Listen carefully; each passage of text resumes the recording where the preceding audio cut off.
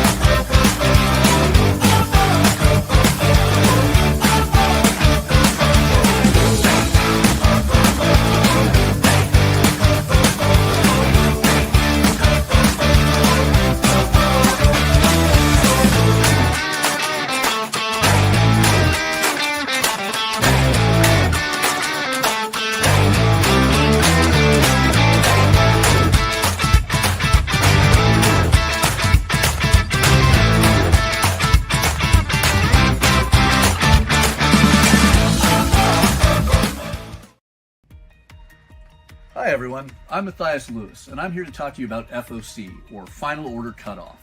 It is the last chance that we, the comic retailers, have to finalize our orders for comics releasing roughly 3 to 6 weeks out from the Mondays we finalize our orders. We deal with this every Monday, but this is important to you, the consumer, because it is the perfect time to reach out to your local comic shop if you want any specific or guaranteed items.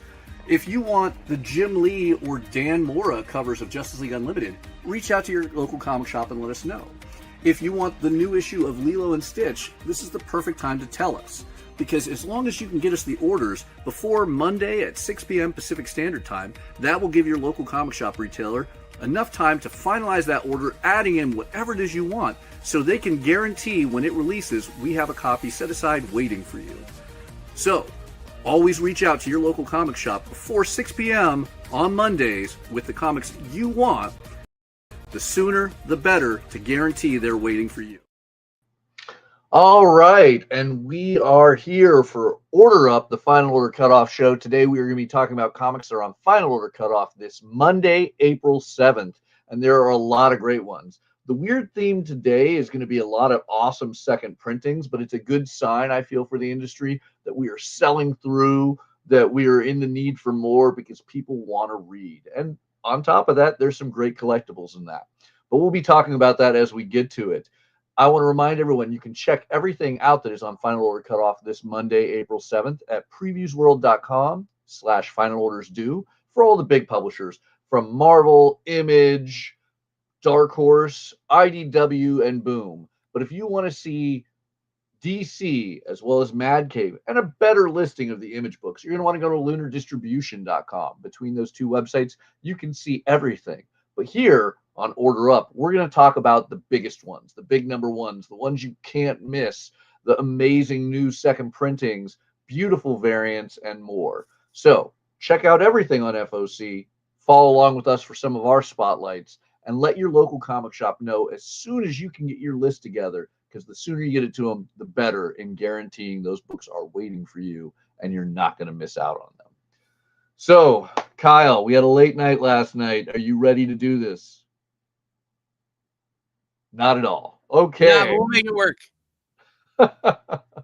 All right. Well, let's start it off over at Previews World. So that way we can look at the incredible comics that are due, as you can see on screen there, Monday, April 7th, 2025. And we're going to start off with some awesome Image ones. We have a lot of great continuing series like Adventure Man. I will always have my love for Matt Fraction's super incredible fantasy adventure series. And then you even get things like Adventures of Spawn, which not a hard complete collection to do because what was it, 2 issues? But nevertheless, fun animated, Spawn fun. It's Spawn fun for all ages, except not remotely for all ages. Don't let the artwork mislead you. That is still a mature Spawn story.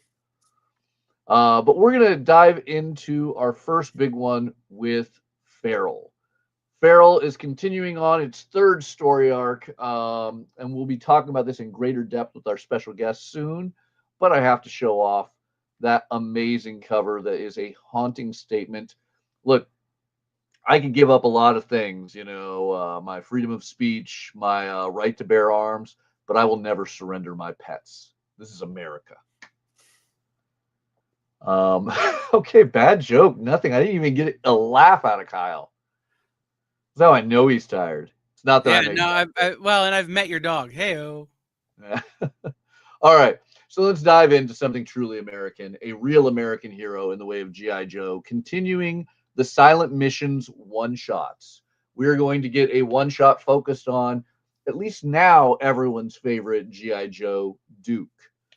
This one is going to be written and drawn by Wes Craig, which I think is going to be a really cool treat. Wes Craig has done amazing things, from Rick Remender's Deadly Class. His new Kaya series is brilliant beyond belief. So a silent issue focusing purely on Duke, I can only imagine the military hand signs that are going to be going up. Just the... True. And I think Duke is one of the characters that lends itself well to the silent storytelling style. We've talked about this before. I have some misgivings, was maybe that the right word, about these new silent issues. In that I didn't think they should be doing them because the first one was so important and so essential. But if there was one that I think lends itself to this, it is Duke. Yeah.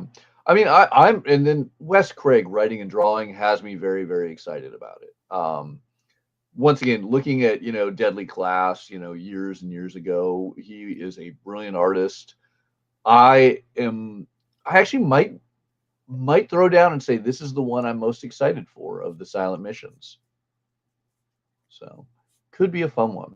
But a topic I know you wanted to discuss after before we get to those.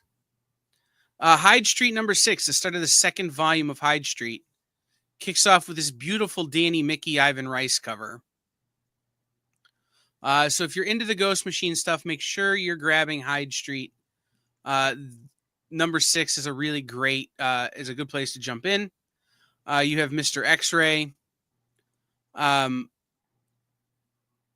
who kind of wants to move on from his role in the team. So it'll be interesting to see how that plays out going forward in this book. So, yeah, I am loving Hyde Street. We interviewed Jeff a few weeks ago, and he said this was his kind of first foray into horror, and I will contradict him with his own writing in that I loved his possession storyline of The Possessed. Like I want to say that was early Vertigo, or well, late Vertigo in like the early 2000s. But this is even better. This has me all sorts of excited. So love and Hyde Street. But what we got to dive into that makes it fun for everyone is Image Firsts are back. Image Firsts are these incredible reprints of classic Image tales for $1. $1. You will not find more affordable comics, especially with such supreme talent as the Image Firsts. As you'll note on this, they come in bundles of 20. So if you're a retailer, you got to buy them in the big bundles. There's actually an option at Lunar Distribution to buy them as individuals as well. But the bundles are the deal to have, because if you can't sell 20 copies of these titles for $1 each, I mean, like, this is prime comic real estate for your comic book stands. And as you, the consumer, definitely worth letting your store know if you want these. These are the perfect time if you've ever questioned, am I going to read Gunslinger Spawn? Is this enjoyable? At $1, you don't have to think about it. That is literal pocket change for brilliant comics, often in excess of 20 pages or more. And there's a lot, I mean, some of these books are really hard to get as well. It's really hard to get Astro City #1. Yes. Or Copra #1, or Lady Mechanica #1. Nailbiter #1, which is soon to be a TV series. Right. These things are getting harder and harder to pick up as single issues. So being able to get them in this format may be the only way you are able to own them as a floppy book, right? Obviously trades exist and things like that, but to get them like this at a low entry point to try something that might be not your style is a super valuable way to do this. So I love Image Firsts. The other thing I will say is that things like Junkyard Joe, things like Gunslinger Spawn, things like King Spawn, these are introductions to a much bigger universe that will lead to potentially new series that you want to pick up and read on the regular. So getting them in this format, again, is a way to be like, oh, you know what? I've always wanted to read Spawn. Let me try it without having to sink $20 into an omnibus or, $20 into a trade. The other one I would point out is Sunstone. Only because this is not the type of book you normally get in an Image First edition. Normally you get a lot of Images more big time. Again, your Spawns, your things that are becoming television shows, your Walking Junkyard Dead. shows, Walking Dead, right. So Sunstone is a very adult book, but it's not something you generally see in this Image First format. So if your shop is not ordering it, maybe ask them to. Yeah. But have them put it up high where children can't reach. I will say this is the only way you're going to get a single issue of Sunstone. It started out as original graphic novel series. You can get it both as trade paperbacks and hardcover deluxe editions.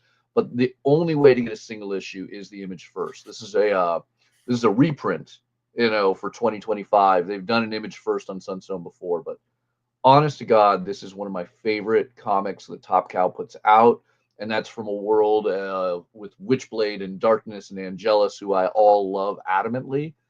But Sunstone, it is a mature comic. It does deal with BDSM, and it does have nudity and sex. But the big thing I want to point out is it's not a porno book. It is very much one of the greatest romantic comedies you will ever read. It is a story about love, the awkwardness of relationships. It's all of the in-between stuff that you would never see on that big theatrical screen in a romantic comedy. This is the geeky, nerdy kids and all their awkwardness that is in between those big gestures of true love. And I think that is what I adore about it the most, is it is relatable.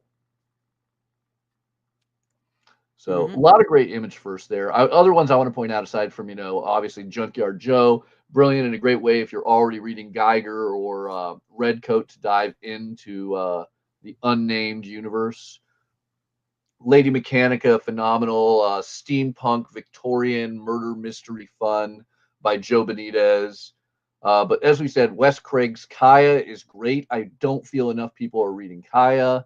Nailbiters, soon to have a TV show, and this is early Josh Williamson with a detective serial killer story that, in my opinion, kind of feels up there with Twin Peaks.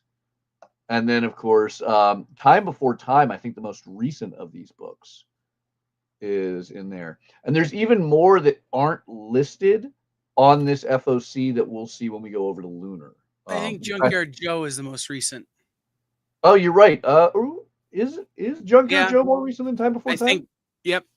I think probably just by a couple of months, but still, they're real close together because I have a first printing of Junkyard Joe right over there, and I my shop wasn't ordering Image at the time when Time Before Time came out. So it may be that I just got them in the wrong order, but I'm remembering them as coming out one after the other.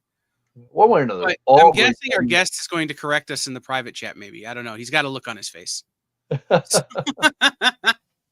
All right.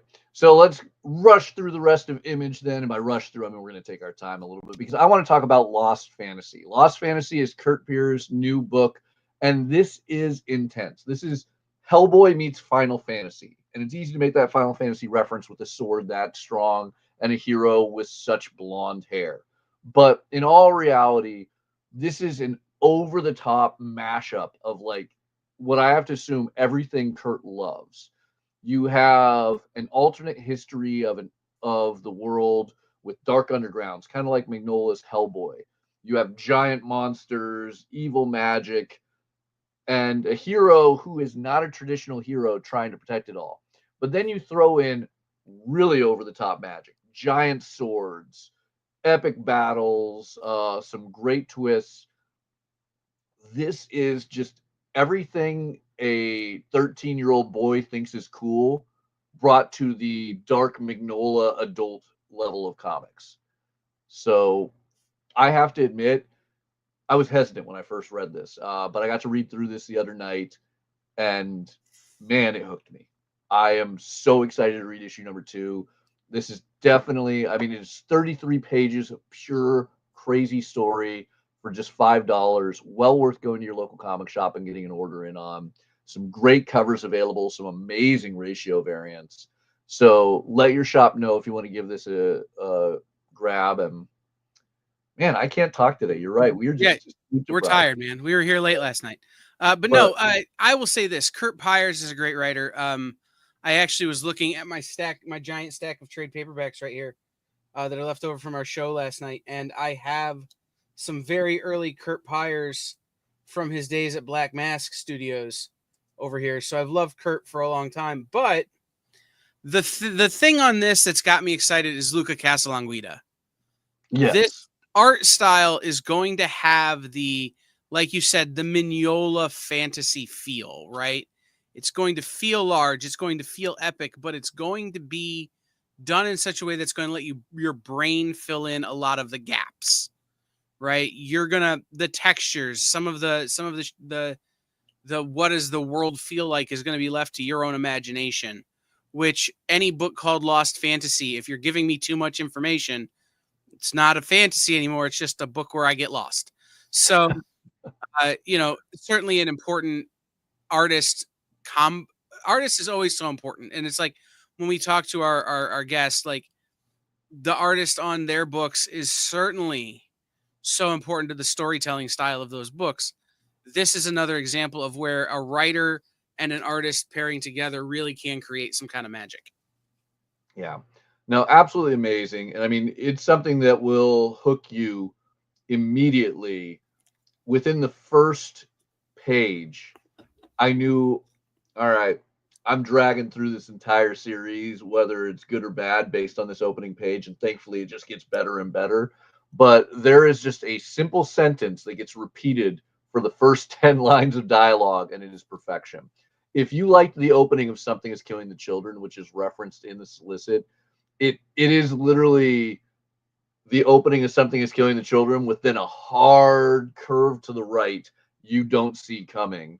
And well, I just wish I could spoil it all for you. We'll just open it up and read it on camera. But seriously, Lost Fantasy, don't sleep on it. This is going to be an amazing book. I think it's going to shock a lot of people, and it's going to be one of the ones that I guarantee you sells out within the opening week and goes to multiple printings, and it is going to be an aftermarket beloved child where everyone's going to want it and be wishing that they would have listened to me and pre-ordered it. All right, Mathias, before we dive deeper, because I think the next couple of image books that we need to talk about, you and I are going to be talking for a long time about. Our guest is here, and we've mentioned him several times. Should we scroll back up and talk about our special guest's work? So we opened with Feral, so we may as well just bring on the creator of Feral, the co-creator of Feral right now, the incomparable man who clearly hates animals, Tony Fleeks.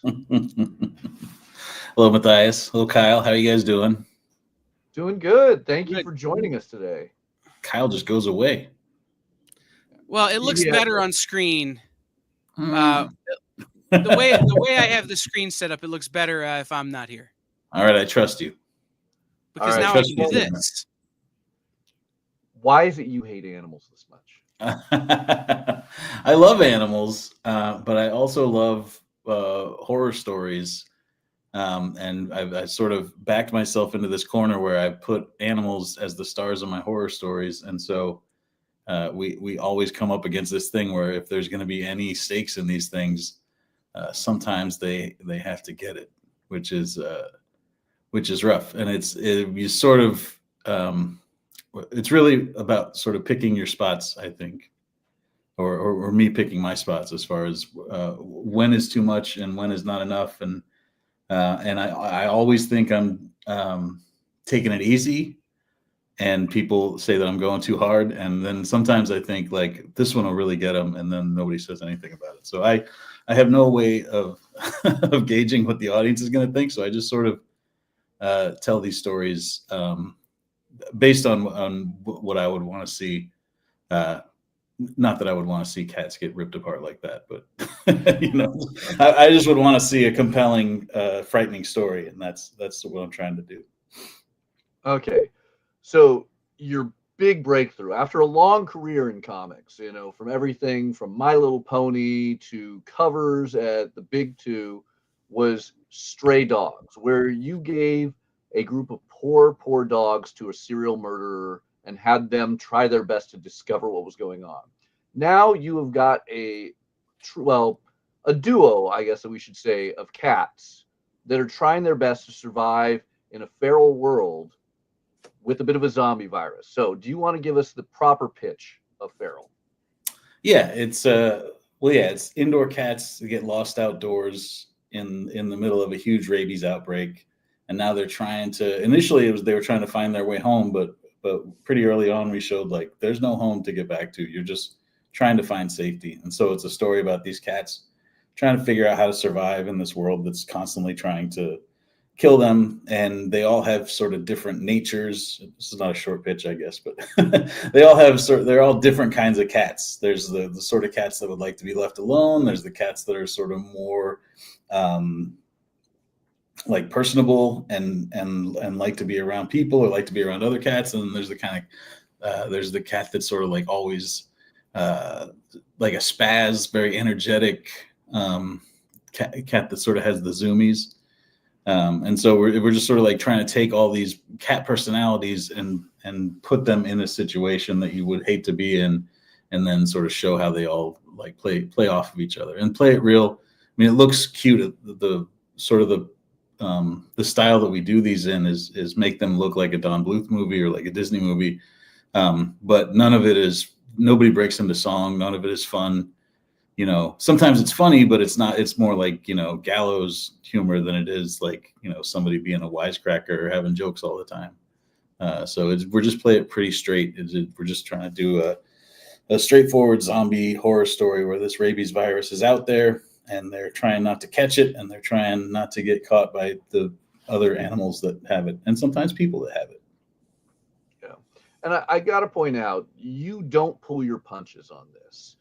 This isn't one of those zombie apocalypse stories where all of our heroes are going to make it all the way to the end, because in the first 2 issues alone, you hit us so hard over the back of the head with shock and awe that I can't even fathom what you have in store for us for issue number 12.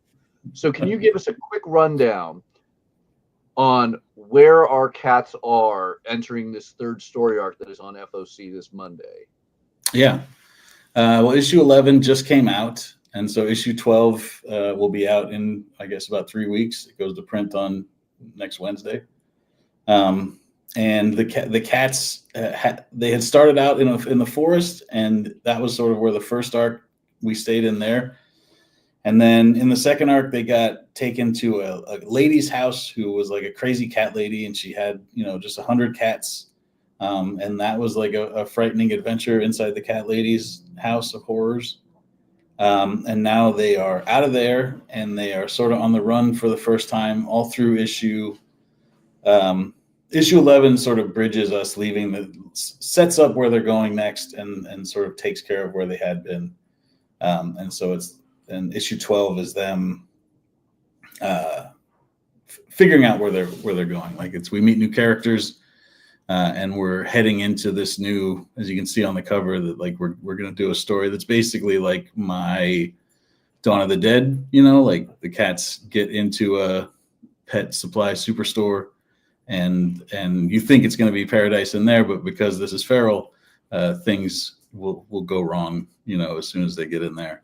But yeah, so that's this next issue is about them sort of like regrouping, figuring out what to do, and sort of like, of course, danger lurks around every corner, and they're dealing with that as well. And at the end of issue 11, we introduced a bunch of new characters in 11, and that's sort of what the story is going to continue to do, is like add and subtract characters, because I sort of like that in like in Walking Dead, or in like Walking Dead is sort of like the touchstone for like ongoing zombie stuff, like it's the one that kept going for the longest. And so it's like you have your core characters, but then as they go along, they sort of pick up people, and they obviously they lose people as they go. And so it's everywhere they go, they're sort of like, we're in a period of sort of building right now. So they're always sort of like picking up strays.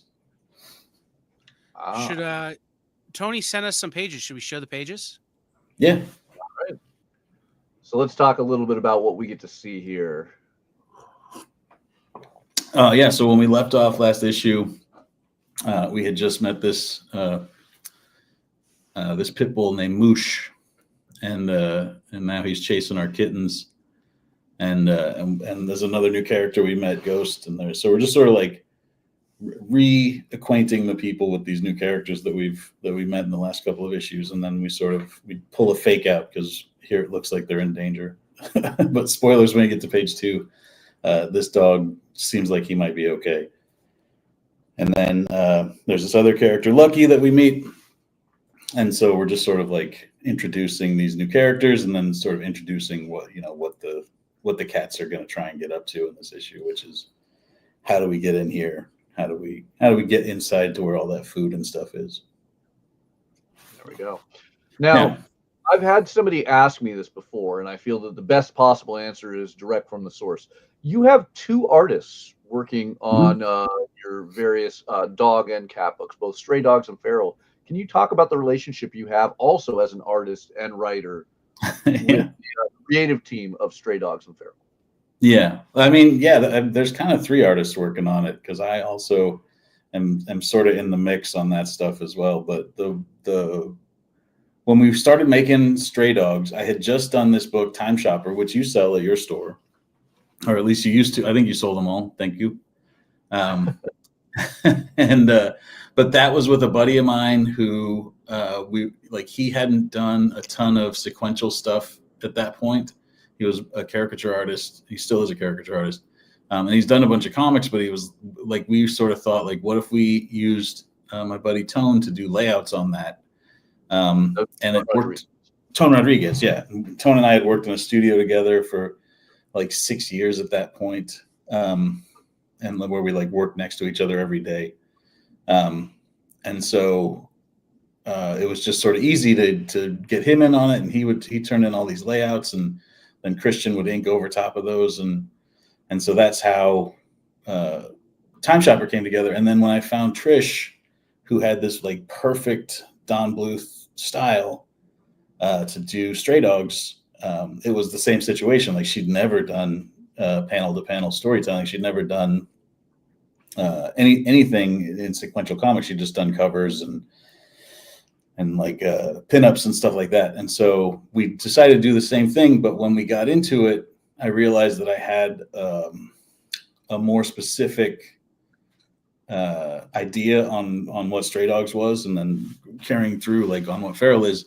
And so the way we do the books is I write the script, and then I do thumbnails, and then Tone takes those thumbnails, and on Stray Dogs he would just tighten up the thumbnails into like full. At first he was doing full pages. He would draw the dogs in there and everything. And then after a while, we sort of had to tell him to stop doing that because Trish would get distracted by having somebody else have drawn the characters. You know, she couldn't do her full thing. It's harder to come up with what the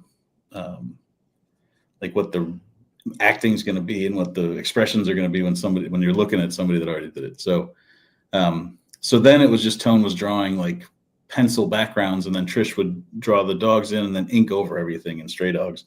And by the time we got to some of Dog Days and Feral, Tone had gone digital. He could work on the iPad now.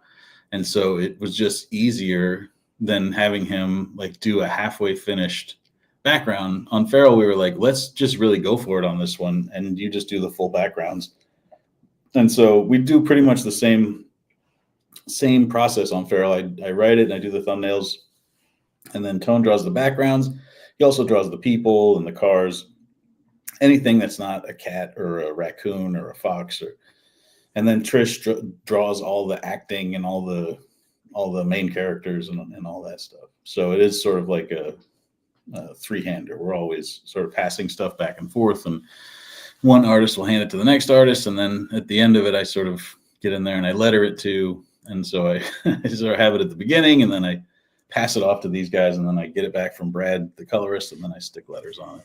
So it's I guess 4 artists. Jesus. And Dennis, our editor, also started off as an artist as well. So everybody on this book can draw, which is what we're saying basically is people who can't draw are not welcome in these comics. Same with Local Man. You got to be this high to be able to ride this ride. Well, you perfectly segue that into Local Man. I was rather shocked when you provided these next images. I shouldn't be, because you have a deluxe edition hardcover coming up for your Eisner Award nominated series, Local Man. Yeah, it's in previews right now. It's on the Image. What's the Image called? Image Insight or Image? Yeah. So that one, it's going to be a little bit of a ways before it hits Final Order Cutoff. That'll be a May 19th Final Order Cutoff with a June 25th release date. But with this deluxe, and I mean deluxe hardcover, what do you have? 15 issues in this? 16 issues. All of them are bonus too. Like we never did just like a 20-page issue because it always had a backup story. And then oftentimes, because it's Image and you can just make it as long as it needs to be, they would end up being like 24 or 26-page issues, sometimes 28. So yeah, it's hefty. It's 608 pages and just a ton of extras and every cover and process stuff, sketchbook stuff. We put the original pitch in there, and like all the promotional stuff we did, the trading cards that we made for it, those are in there. So yeah, it's just a huge, if you like Local Man or if you like just a Criterion collection of a comic book, this is definitely that. Show the other cover. This one, so this is the Will Spertasio cover that we did for the main series, and Image is doing that as a incentive wraparound dust jacket thing for shops that order enough. And then the other cover is me and Seeley, and this is the wraparound. And so that's me on the bottom, and Seeley did all the superheroes, all of them, Alex Rossing up there in the sky. So give everyone the quick pitch. If for any reason they hadn't picked up Local Man, well, And you're I know probably we haven't all of them. 14 of my hands right now.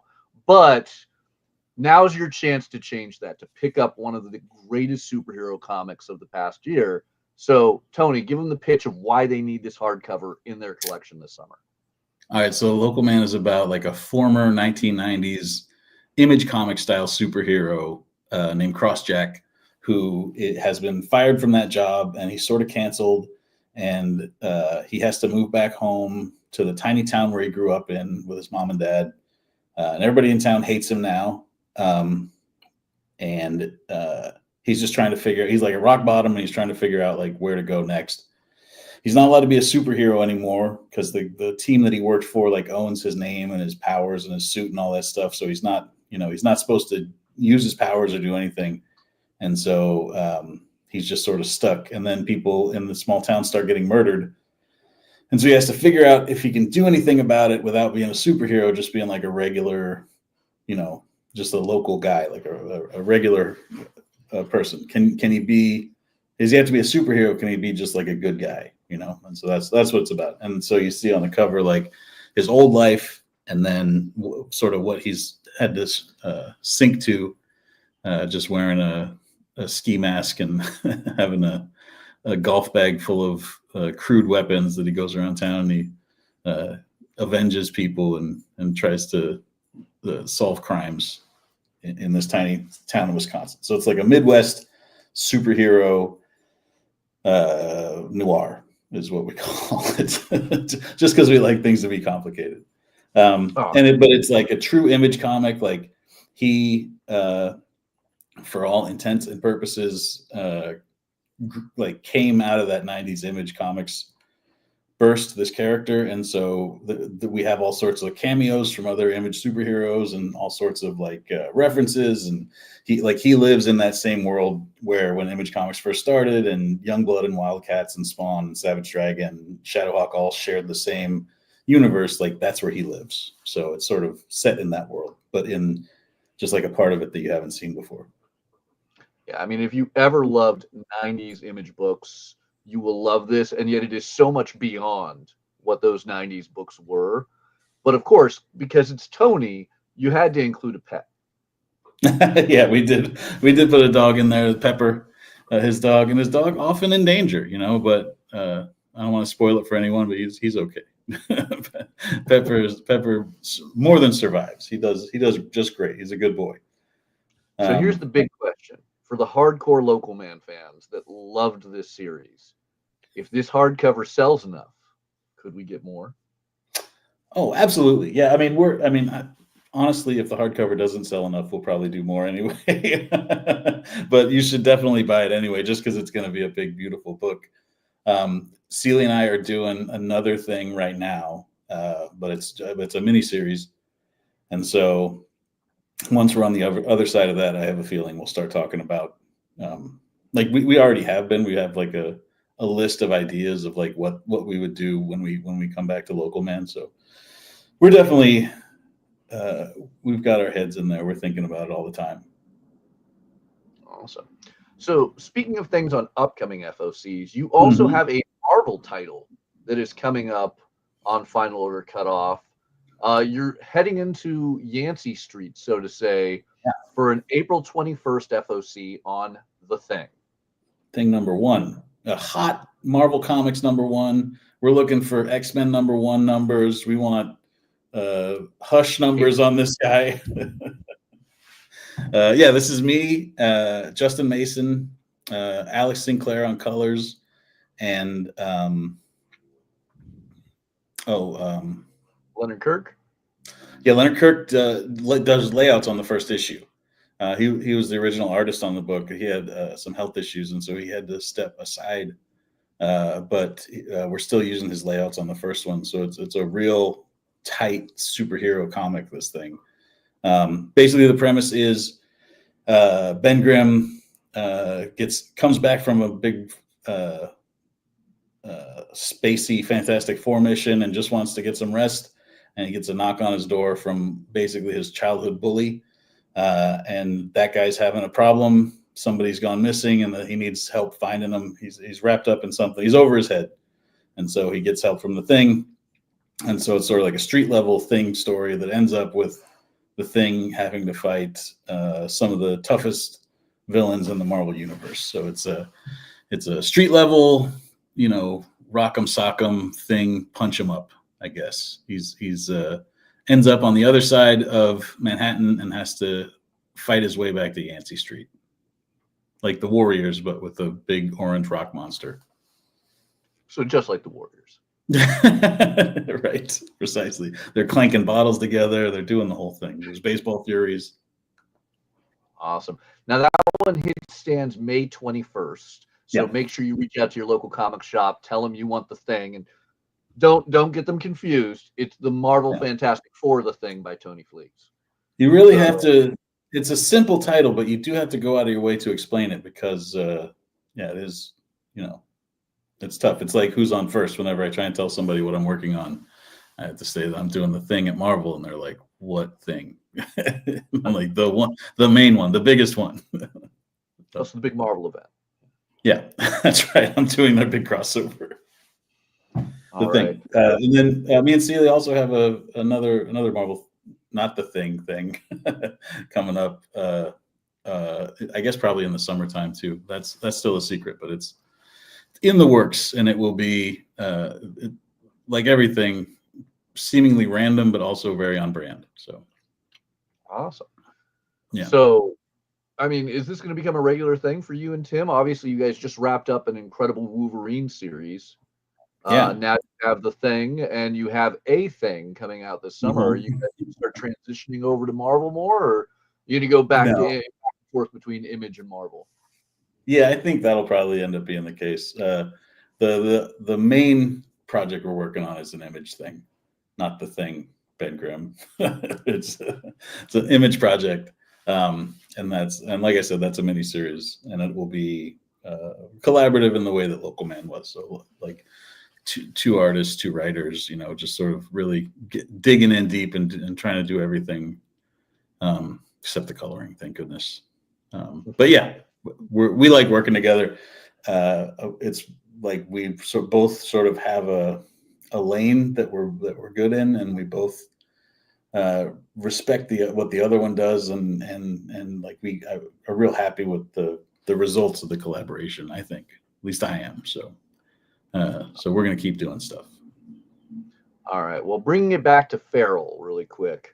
FOC is this Monday. We are in the second issue of the third arc, correct? Right. And the first two arcs are available in trade. I'm sorry, Mathias, did I interrupted you? A 5-issue arc? Yeah, we do 5-issue arcs, and then we take a month in between for the trade, and then we come right back. So basically, if you're a shop selling them, you get the arc. You get a trade. Hopefully, you can grab some new people. We're hoping the more trades we put together, that we'll continue to build weekly, monthly readers, even as the economy falls apart all around us and the comics industry fights to hang on. But yeah, that's the plan. So this is the second part of that we're working on issues, putting colors on 13 and working on the layouts and backgrounds for 14 right now. So we're deep in it. We're keep cranking, and hopefully the plan is still to do this thing for like 60 issues. So at least. So we're hoping for a big long run. Reach for the Walking Dead record? We'll see what happens when we get to 60. If we're still cranking. I mean, it's the type of thing that has, like, I know what the ending is, but I also have left a lot of room for them to sort of like explore, and the world keeps sort of getting bigger, and things that I thought I would have got to already, I keep pushing further back. So yeah, well, we will see. I definitely have a lot of stories I want to tell with these cats. Awesome. And then just to give everyone that info, our two protagonists, it's Lord and Elsie. Elsie are the main ones that are still there from the first issue, but we've got a large cast of cats gathering around them. Lord's friend Chloe showed up. She's a culty cat lady cat. And then we met Gigi in the first arc, and Gigi had kittens. So that's 4 other cats that are always hanging out. It's tough now laying out this book. I feel like I'm doing like an X-Men team book, because it's always like, all right, where do we put these 3 other characters? Where are they at in this panel? Are they somewhere else? Can I write them going out of the scene, walking away for a while, so we don't have to keep figuring out how to keep everybody in the shot? Well, I mean, you definitely haven't held back on removing cats from the shop. Well, that's a good idea. Should just kill some of them. That'd solve all my problems. All right. So Feral Volume 1 and 2 are currently both available in stores, correct? Yeah. And correct. Yeah. At the local comic shop. If you don't already have these issues, reach out to your local comic shop. Make sure that they probably have it on the shelf waiting for you. But otherwise, they can order it for you guys through Lunar Distribution. Local Man cover coming up. Those trades are in stores if you can't wait. And then the first Uncanny Valley trade just came out early, so that's in stores. And it also is coming out sometime in April. So it's both upcoming and currently in stores. Oh yeah, you know what we failed to mention? Yeah, Uncanny Valley, a wonderful story of a kid who is a bit more cartoony than your average kid. That had its penultimate issue, I want to say, FOC 2 weeks ago. Yeah, issue 9. We just sent that to print. So yeah, that should be out very soon, and then it'll be a 10-issue series. Dave's drawing the 10th issue of that right now, coming of age cartoon, real world, like a Roger Rabbit coming of age story. And I know your shop at least was selling a ton of them. I hope you still are. Oh yeah, if you are a comic fan, I feel you need to be grabbing Tony's stuff, because I know Tony's a comic fan. This is like, I think, the one part of his house that's not showing off nothing but comic artwork. It's just you're just seeing the other side of the table. I'm just covered in whatever new comics. I got Oni Press stuff here. I got my Image books. I got my Marvel stuff over here. I got all kinds of stuff. Savage Dragons. Yeah. Speaking of Uncanny Valley, if anybody knows where there's a secret stash of the blank variants of #1, email Kyle at theexplive.com. I only need like 30 or 40 more. So wait, how many are you trying to get? What are you doing? I'm taking them to conventions and having artists do jam pieces on them with legally not their favorite cartoon characters from childhood. Nice. So I started with Dave Wachter, who kind of drew me a zombie Eeyore. I have Illuminati Bear on one. I have Popeye, but he looks more like Mr. Fantastic than he does Popeye. Stuff like that. Like legally differentiated from your favorite cartoon characters. Oh, and like I just the love bootleg an artist can play. Like the bootleg action figures version of these characters, right? Yeah, kind of. Yeah, like those Bart Simpsons that are color drawn. There's one that I'm a little disturbed by, and it's somebody drew me Winnie the Pooh, but it's got the poo emoji for a head. That's pretty good. Right, but I'm like, what kind of brain thinks of that? Yeah, who did it? What kind of brain did think of that? I don't even remember. That's the problem. That's why I'm trying to remember who did it.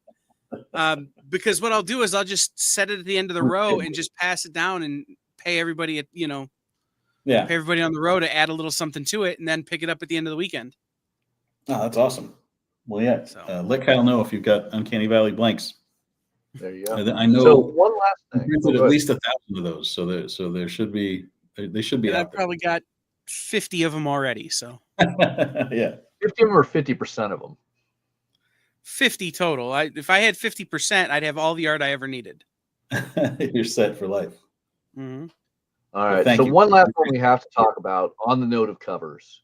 Yes. You just had an amazing cover hit this past week that is very much in your love of horror on Magma Comics' Night of the Slashers. Yeah. Can you throw that one up on screen? Get out of here, Kyle. Yeah.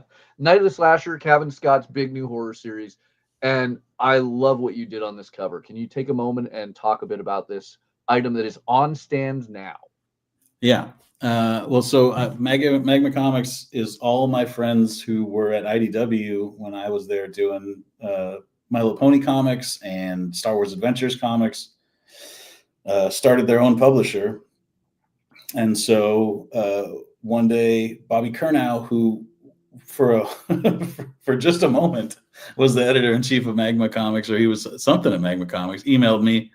And he was my first editor at IDW. He basically gave me my comic career for that 10 years that I did licensed kids comics. And he said, "Hey, we want to get a cover from you. We're doing this horror series of Kevin Scott." And he was like, "We'd like he basically said, like, we want like a movie poster, you know." And I said, "No problem." And I took it, and I'm always very busy, so I didn't read too much of the email. Like, I just went into it and did it. And I sent Baxter, what are you growling about? Sorry. I sent him an I Know What You Did Last Summer homage, where I just did, you know, like drew all the characters and sent it in, and it looked just like I Know What You Did Last Summer. And he wrote me back, and he was like, I don't know if you didn't read to the bottom of the email, but it said we did not want an homage cover. And I was like, "Well, why the fuck did you hire me then?" You know, like, I was very confused as to why I had been brought in on this project, because normally people when they come for me, they want they want me to do a ripoff cover, which I was very. It made me feel very good that they just wanted me to do like a regular, you know, not a ripoff, and just make my own version of a movie poster. Buddy, you gotta shut up. What are you doing? Hold up. Tony right now with his Muse, his own pen. That's right. He was just getting grumpy. But yeah, so they wanted me to just do a regular, like my own version of a 1980s, you know, VHS horror poster. And so that's what this is. And so, yeah, I cranked this out for those guys, and I was very happy to get to do one that wasn't necessarily a full ripoff. When I'm still deep in doing a bunch of full ripoffs all the time. Farrell has a horror movie cover every month, and I'm doing covers for the new Beneath the Trees series for all 6 of those. And I'm doing some. I don't know if any of this stuff is announced. I'm breaking news for you guys, but I'm doing. I did that G.I. Joe ripoff cover earlier this year that was hard to get your hands on, and I'm doing some other stuff. I try to do less and less of them because I feel like it makes like the Farrell one's more special if you can't get Tony Fleece homage covers on every other comic, but also I have a mortgage, so I'm trying to ride that line where sometimes I say no to things, but oftentimes I can be convinced for the right price. There it is. So if you're a retailer looking for an exclusive cover, you know how to reach Tony. But if you don't, before we lose him, where can both retailers and fans find Tony? Retailers, you can email me. It's just my name at hotmail.com. Fans, I'm at tonyfleece.com everywhere. Every social media site, I'm just at Tony Fleece, Fleecs. So yeah, you can follow along. My social media is just mostly me promoting these books because I do a lot of them. So I try not to spend too much time posting on social media, but I more and more have found myself losing hours a day to just looking at stupid reels or TikTok algorithm or whatever. So I'm trying to just focus on this work and not waste time on posting online. But I do feel like I am losing plenty of time just watching nonsense. So if anybody has any suggestions for how to get out of that, that would be really, I think, save our whole country. If you could tell me how to stop looking at my phone. Yes, sir. All right. Well, thank you so much for joining us, Tony. I want to remind everyone this Monday, get your orders to your local comic shop for Farrell number 12. And do something weird, right? You know, everything looks terrifying right now. Maybe order a couple more than you normally would. See if maybe leaning in is the answer. Who knows? Could be. We can all try it. Yeah, why not? I mean, why start out on the first issue of the storyline when you can go deep on the second. to the second part of a new arc. Everybody's always saying that's where you want to start. It's part 2 of volume 3. I mean, I feel, in all honesty, this is an issue you can dive in on. I mean, this is the intro to the mall in this version of. Yeah, it's introducing a lot of stuff. You're gonna know. I mean, we try to do that every issue, hopefully, where we don't leave people hanging too much on what's going on. Oh, and we started doing. I'm not leaving the show. I'm just gonna stay on until you're done.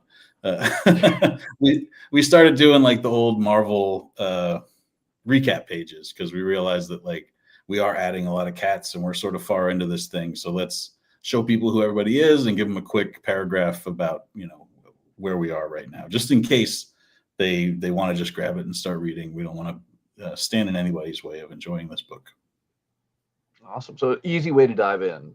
There's no reason for you not to be reading Feral. You like zombies, you like kitties, you like Tony, you need Feral. Yeah, if you like any one of those things, you should be checking this out. Well, Tony, you're more than welcome to stay with us as we go through the rest of the image solicits and anything else. Otherwise, I don't know if Baxter sounds like he could use some attention. He does. He is being a pain in the ass. So I'm going to go hang out with him and then I'm going to go to work. But thank you guys so much for having me. Kyle, thank you for having me. Absolutely. And anytime somebody bails on you, feel free to call me up. I always seem to have something on FOC. Awesome. And it is great. It is wonderful for comic fans who love Tony to be in this era because it's now a golden age for me putting stuff out. Yeah. Thank you. All right. Thank you so much. All right, guys. So we left in the middle of Images FOC. Let's dive back in. That was a wonderful interview. Thanks, Tony, so much for all of that.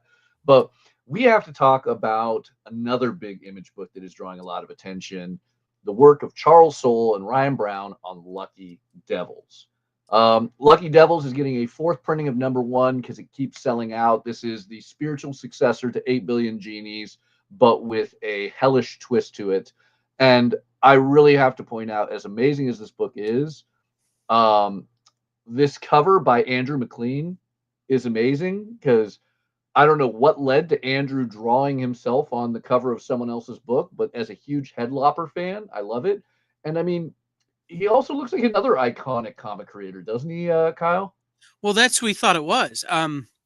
But that's one of the things I love. And Scotty did it, and Chip and Chip Zdarsky's done it at Image, and Scotty Young did it at Image, and I think Jason Aaron has even had it done on his books.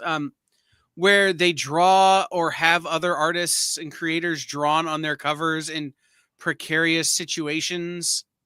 And it's usually not the big guys at Image. When I say big guys, it's usually not Todd and Jim and those guys, but it's, this kind of younger generation of Jason and Chip and Charles Soule and, Ryan Brown and those guys. So I love when they do this. I love the caricature. And did you notice that the demon is just the demon version of him? Well, it's very fitting for Lucky Devils. That truly is the devil on Andrew McLean's shoulder. As long as his shoulders are big enough to handle that weight, because that is a muscular-looking demon. But I do enjoy also the added notes it provides of, give Andrew needing to give himself bigger muscles and maybe some hair, just possibly a little bit. Right. Yeah. But absolutely fun one. Lucky Devils has been just hit after hit with the issues, and that is a cover that, well, it didn't make it into my top 10. It is personally in my top 10. A lot of fun to be had there. Moonman #9, if you're looking at that actually is going to be delayed. Previews World has that wrong. We are waiting for a resolicit on Scott Muscati and Kyle Higgins' Moonman series. Nevertheless, Kyle Higgins does have Radiant Black out on this FOC with a crossover from Rogue Sun. Eric Larson's Savage Dragon continuing on with all sorts of McFarlane verse in Spawn, Salmon Twitch, and Scorched. But here's a huge one. If I tell you to transform and you were around in the 80s, you have a sound in your ear right now. You know the sound of transformation, whether you're an Autobot or a Decepticon. And if you don't have that sound in your ear, you can now with these new reprints of Transformers #1 that are not only foil, but they have a voice chip in them that will make the converting sound from Transformers. Go for it, Kyle. I know you're just waiting. This is not the gimmick we need. I will say this. I love the foil look of these covers, right? The simplicity of the cover with just the icon in foil. I really like that part of it. I have gotten those birthday cards that sing to you. I do not need my comic books to do the same. Next thing you know, you're like Scotty Young or I could see Tony doing this. You're gonna get a comic that when you open it, it's a glitter bomb. Like this is the next step in terms of the progression of these kind of variants. I don't know that this is the exact gimmick we need, but I'm interested to see it on this one in particular. I just want to say this really quick. Tony, if you're still listening, please do not glitter bomb rabies blood in the next issue of Feral. I don't need to catch it that way. Think of all the ways I need to catch rabies. Right. But no, I mean, why did you have to put that idea out in the world? Now we're going to have glitter bomb comics, Kyle. Hey, we already had a comic that smelled like farts. That is true. That is very true. Like we're not that far from glitter bombs when we have noise changers and books that smell like farts. I want to see someone in the comments present an even worse idea for what happens when you open up your comic. Oh, I've got one, but I'm not going to say it. No, we're not doing that. Mainly because one of the people watching this show may or may not hold the license to the thing I'm thinking. Oh, frightening. So, Transformers and Void Rivals, both getting reprints that are like somewhere around their 11th or 12th printing, I believe. Now with foil covers and converting Transformer noises, the Void Rivals noise different from the Transformers noise. 2 covers on Transformers, 1 cover on Void Rivals. So you get your Optimus Prime, your Starscream, and for Void Rivals, Jetfire. I want to point out, I always thought Jetfire. I mean, some Transformer fans are going to yell at me. I always thought Jetfire was more of a Decepticon. I don't know why he's got the Autobot icon there, but somebody's going to just yell at me like, Mathias, you don't know Transformers. What are you talking about? We'll move on. We're good. Like the thing about it is like if we're gonna really break down which one of these we want the sound effects for, like you're gonna buy them all because stop being that guy. Yeah. So last week we had 2 massive Image #1 hits in the way of We're Taking Everyone Down With Us and You'll Do Bad Things. The incredible Matthew Rosenberg, We're Taking Everyone Down With Us. Tyler Boss on You'll Do Bad Things. They were massive hits. I heard a lot of sellouts across the country. So, of course, we have second printings for both of those books, as well as the issue 2s. First off, I have to show off that beautiful 1 in 10 that I really wish was an open order. Remember, reach out to your local comic shop if you want this. Not every comic shop is going to qualify for a ratio variant. So see if your local shop is and how much they want. But also, if they are, please let me know. I want to buy one of these. This is beautiful. But We're Taking Everyone Down With Us after that intense first issue is continuing on for this unbelievable 6-issue epic. Make sure you get your order in on that because I almost feel I can guarantee this will sell out. This will sell out when the first issue did. And You'll Do Bad Things, an equally epic first issue in a 6-issue miniseries. Get your orders in on these 2 #2s. If #1 first printing sold out, I can assure you these books are getting better with each issue. The #2s will sell out. Mm-hmm. Mr. Nope had a worse gimmick for you there, Mathias. Burn after reading. The whole book is printed on flash paper, magician's paper, and the last page triggers it. Ooh. That's how I burn my fingers. I mean, I'm not going to lie. It'd be cool until I need the medical, repairs to my hands. It's true. Yeah. All right, guys. So those are the Image comics on FOC this week. Man, that is the longest it's ever taken us to get through Image FOC, but well deserving. Really, really great one. Boom, nice and quick. We can do this in about 10 seconds. Dune House Carino Volume 2, which is the final part of the House trilogy of the Dune series, wraps up with a hardcover of Volume 2 that will get you through, or basically right up to the start of Frank Herbert's first Dune novel, or the film, if that's how you want to take it in. You also have Hex Vets, an original graphic novel, and the penultimate issue of When I Lay My Vengeance Upon Thee. I want to remind everyone you can now order these if you're a comic shop through Penguin Random House or through Diamond. If you're a consumer, don't worry about it. That's your comic shop owner's problem. You just tell them how much you want these books and which covers you want to grab. Now, with that said, I think we need the quickest of commercial breaks before we dive into the deep breath for it. Marvel Comics on FOC this week. Sure, comic books are beautiful, but underneath, there's something more authentic and exciting. The original art. See the pencils, the lines, the shading, as if you were there in the studio watching the artist work. Getting a peek at comics' backstage is easy with the original art experience. All right, Friday night, guys. Thank you for being here. To be doing anything, the fact that you're here means the world to me. Nick's pieces are always value priced with your budget in mind, for the beginning collector to the veteran. And this is gorgeous. You got Aquaman and Mira. Join the original art experience with Nick and our friendly crew of regulars, even if it's just to enjoy the art. Fridays at 7. It's all part of the experience.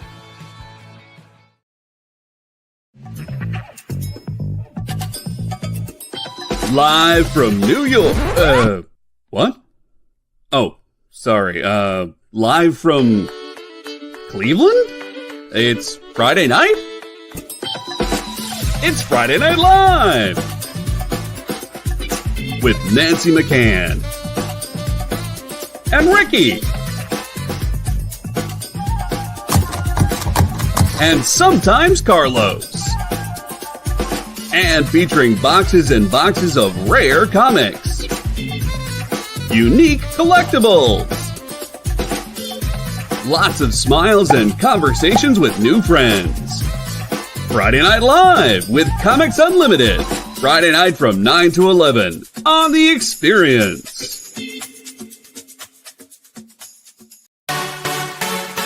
Twitch, it's not just what happens when you have too many energy drinks anymore. Check out our content over there, too.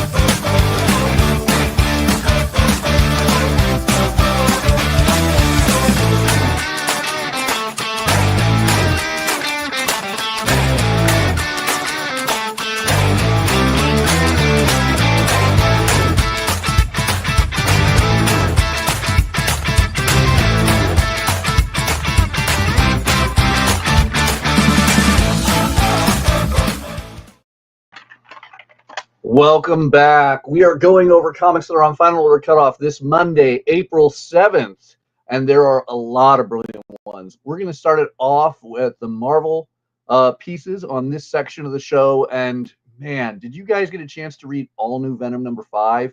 I have to say, talk about a book of red herrings. We were led to believe it was a number of options who could be this new Venom, and I don't think anyone saw it coming. I hate to say, I'm going to give a slight spoiler. I know we're only 3 days in, but it's all over the internet and it's all over the covers. So I apologize. Mary Jane is the new Venom. Who saw that coming? Now we get the origin issue of Al Ewing's Venom Epic, Venom number 6. A lot of great ones, great covers on this. But one thing I'm a little excited about, if you missed out for any reason on all new Venom number 5, there is a second printing coming. And if I have any weight in the industry at all, we'll test the waters on whether or not that incredible secret variant by Clayton Crane featuring Mary Jane as Venom ends up becoming open order. We'll have to see on that one. I know the cogs are moving behind the scenes at Marvel, but I fought really hard for everyone to have an opportunity at that cover. One way or another, there are some beautiful covers on the all-new Venom number 5 second printing and all-new Venom number 6. Let's see how the world perceives Mary Jane as Venom. Next up, Amadeus Cho hitting his 20th anniversary. That is crazy to think. It has been 20 years since Amazing Fantasy 15. No, not the first Spider-Man, but the first Amadeus Cho Amazing Fantasy 15 from back in 2005. Greg Pak, the co-creator of Amadeus Cho, is back along with Takeshi Miyazawa, who also drew that Amazing Fantasy issue. And we're getting 3 different tales from 3 different eras of the totally awesome Hulk, Brawn, if you will, or just outright Amadeus Cho. I'm excited. I actually really like the brilliant brainchild of Greg Pak, who is one of Hulk's best friends, who is one of the smartest young heroes out there, and knows how to handle his gamma radiation better than a guy named Banner. So this will be a fun one. And I mean, all-star creative teams on there with Creasley, Takeshi Miyazawa, and Jethro Morales. We have Amazing Spider-Man number 3 on FOC. Just next time you see your retailer, just tell them how much you care and love them, because having to order 3 books out before you even have the first issue of a series is insane. I know I just gave a lot of love to Marvel, and I'm hoping that they'll hear me out on that second printing cover, but this is painful. You know, you got to give us a little bit of sales data as retailers, but as fans, this is where you can help us. You often likely know if you're going to be reading a major title like Amazing Spider-Man.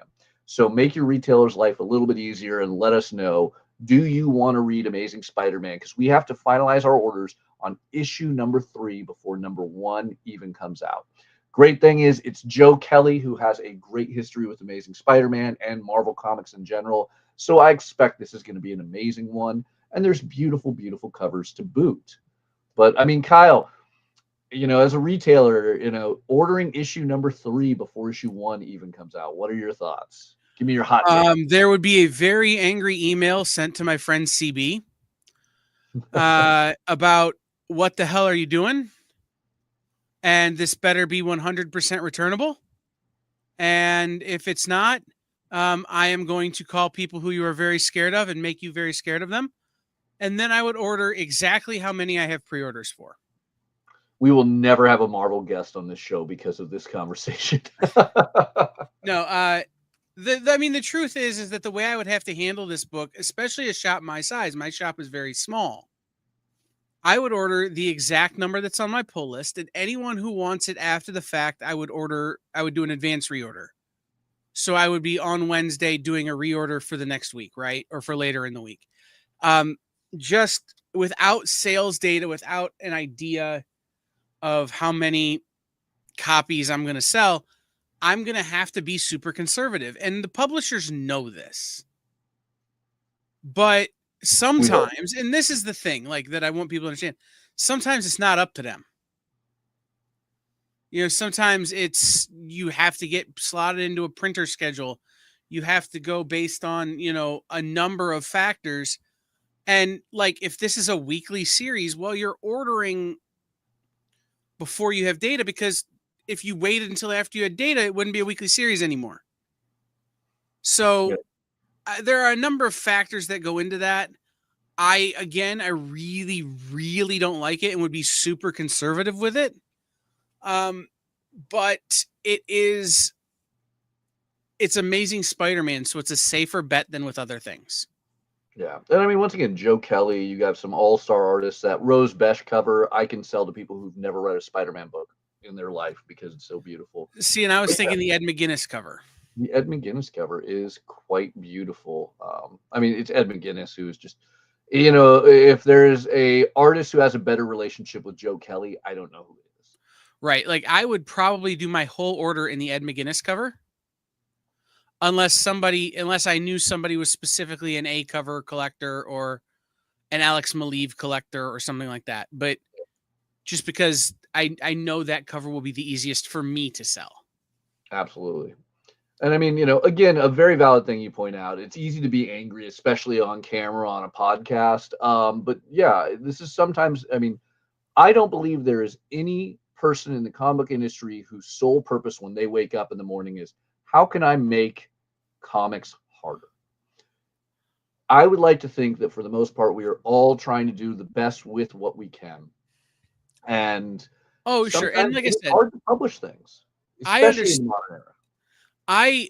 I would actually be angry. I'm not just feigning anger here. But I also understand the reality of the business we live in, the business world we live in. So while I would be angry and I would send off an email going, hey, what the hell? I also would just place my order and move on with my life. Yeah. I mean, I should point out a little bit of insider baseball that not everyone knows, and I might get in trouble for saying, but I don't think I will. Penguin Random House, who is the distributor for Marvel, IDW, Dark Horse, now Distillery, and a few others, they require the books be in their warehouse a week and a half earlier than Diamond and Lunar did. So that does make it a lot harder on publication and print schedules. So often when you see the people who are quote unquote abusing the FOC system and requiring us to get these orders in advance, it's not something they want to do. They would love to print the, with the numbers we actually give them that will give them the highest amount of sell through, but they have to get these things out to the distributors so they arrive in your comic shop, whether you're the comic shop owner or the comic shop shopper. So that way they are in the hands of customers who want to read them on time. And again, I will say this. I am in a privileged position where I have friends who work at Marvel, where I could send an angry email and they'd be like, I hear you, but remember this. And I'd be like, thanks. And we would be good, right? Like I'm in a privileged position in that way.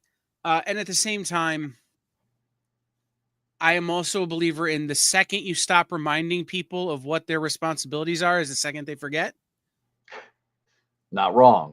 And so, again, it would be an angry email, but it would be I absolutely understand why this is the case, but are you freaking kidding me right now?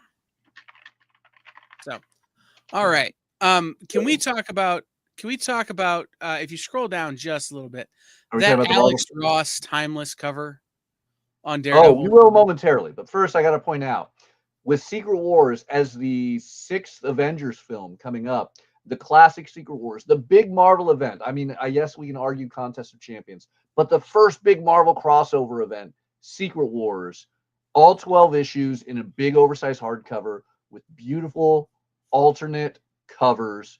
You can choose which one you want. I think that's an amazing one. I just have to point out $125. It's a steep price, but a hell of a lot less than you'd pay for buying those classic single issues nowadays. But yes, let's talk about the best cover Alex Ross has ever drawn. Oh, I don't know about that, but this is certainly an indicator of why, this Daredevil series has been so good.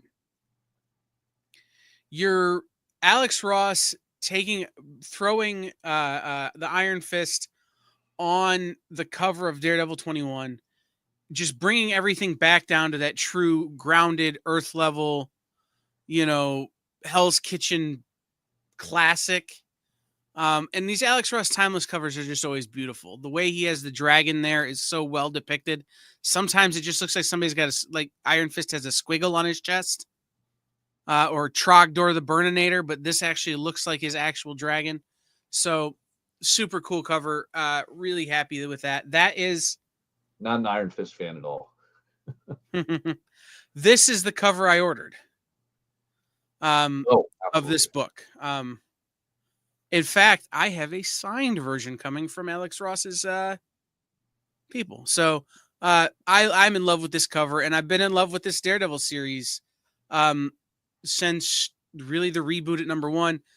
Saladin Ahmed literally lives 45 minutes up the road from me. I've met the man several times.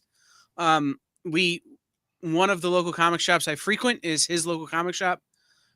If you haven't read Saladin Ahmed, check out Abbott, which is Saladin's big book. So, like I said, great writer, really good at earthbound characters, really good at kind of the dark, gritty, grungy sort of storytelling.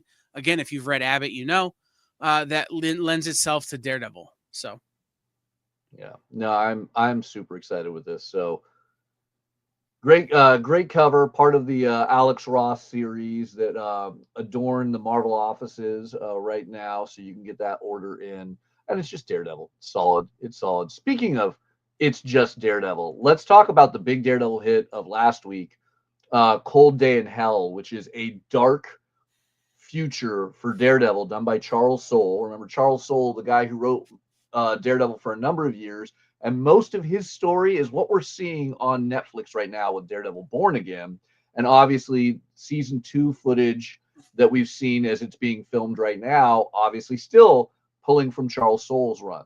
So didn't Charles he win an Soule, Eisner for that run as well? did he actually? I do not know offhand. Did he? I thought him and Mark Waid went back to back. It's very plausible. It's very plausible. But yeah, 3-issue miniseries of a dark future. This is the Spider-Man reign of Daredevil. Obviously, it's sold out. It's sold out pretty much to every comic shop. I wasn't even going to buy the book, I hate to say. When I was receiving the comics at my shop, it accidentally flipped open to each page in sequential order until I finished reading it. And I said, well, I need to own a copy now. I will tell everyone at my local shop, I didn't take one of the copies off the wall. I'm ordering a second printing for myself. I wanted somebody else to enjoy and read it. But yeah, it is a phenomenal, phenomenal first issue. So if you missed it, get your second printing orders in. This is where your boys pull us just saying, if it has Daredevil in it, pull it for me, pays off. Yeah. Some great Deadpool fun continuing, both Deadpool and Deadpool Kills the Marvel U for the one last time. Godzilla vs. Fantastic Four gets a second printing with a new cover by Adam Kubert. But the only thing that matters in life is that little land shark. He is one of the most popular characters on one of the most popular video games, Marvel Rivals. And It's Jeff gets a brand new comic with new stories for the first time in physical format, no digital BS or infinity. Kelly Thompson's It's Jeff gets a new #1. I am excited. Love that little land shark. Kyle's giving me this look like he could care less about like the cutest thing in Marvel. He's trying to form words here. I get it, but I don't get it. Like, okay, you don't have to always be right, Kyle. Sometimes you can be absolutely wrong. And I'm good with that. But again, we just got done talking about Daredevil. Like, this is like Saladin Ahmed Daredevil. This is like so far the opposite direction. That again, this is my nephew loves Jeff the Land Shark. Like my brother-in-law is reading him these comics as they come out. I 100% get it. But Uncle Kyle wants to show him, like, you know, Frank Miller Daredevil or, you know, other kind of stuff because that's what Uncle Kyle likes. So again, this is not, it's not a knock on the book. It's a great book. And Kelly Thompson is an incredible writer. Gustavo Duerte's art is perfect for this, but it's one of those things that it ain't for me. And I'm kind of tired of it overshadowing other great stuff by being greater and cuter. Yeah. I mean, this is actually one of my highest selling Marvel books of the past year. Right. Like the various Jeff printings of the last 12 months, I think are my record Marvel sales. It is something that I'm seeing adults to kids coming in and buying off the shelf, thanks in huge to the Marvel Rivals video game. Because Jeff sold great when he first started getting one. I mean, he sold great in West Coast Avengers. He sold brilliantly in Deadpool. He sold unbelievably in his one shot. But then you hit Marvel Rivals era, and I ordered triple figure amounts of this of a later printing, and it's still selling like, I don't even know. Somebody in the comments, give me something that sells really well, because it doesn't sell as well as It's Jeff. But if you are like Kyle and you have a young reader in your life who likes Jeff and you want to work your way up to Frank Miller's Daredevil, we have the Marvel Rivals #1 second printing, spotlighting the best character right there in color, Jeff. And that will get you a step closer towards getting Kyle's nephew to reading Frank Miller Daredevil. And like I've discussed this on the air here in the past. Like, I also struggle with the amount of transactional video games driving the comic book industry. I get it. Like, I understand it. It's here to stay. It's not going anywhere. Hey, you kids, get off my lawn. But it's one of the things that I, as an old head in this business, struggle with. And again, that's on me, but it's something that I am fighting. So shout out to Paul Aller. This book was good. I read it. I've never played the video game, but my friends who play the video game say it's great. So, anything that brings people to comic books is good. I wish it was a spinner rack or something, like, because I'm feeling particularly old at the moment.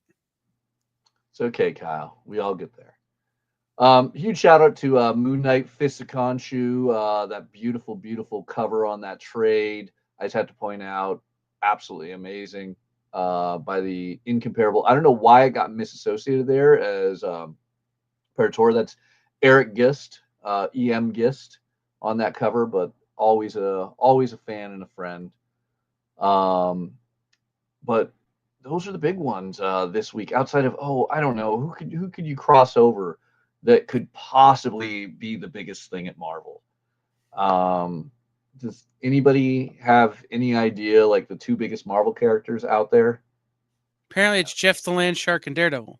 It's Jeff the Land Shark and Daredevil. In this particular moment, it is. But for the grand scheme, let's be honest, Spider-Man, Wolverine, the incredible Mark Guggenheim on writing. I mean, Mark, always, a butt kicker. That guy has a career in Hollywood, so I love that he will still kind of, dip his toe into the comics. And when he does, he doesn't dip his toe in. He goes off the high board and dives head first. Then you throw in Carrie Andrews on artwork. This is going to be a masterpiece. Spider-Man and Wolverine. I can think of every time these two characters have crossed over, and it has always been a big deal. Giving them an ongoing series is a bold, guaranteed way to print money. Now let's just hope this powerhouse team doesn't screw it up. But yeah, Spider-Man, Wolverine. You don't even need my time on this. You know it. You're going to get it. Just figure out which cover. Let your local comic shop know it's big. Side note, speaking of Daredevil, do you know what Daredevil and Scarlet Witch have in common, Kyle?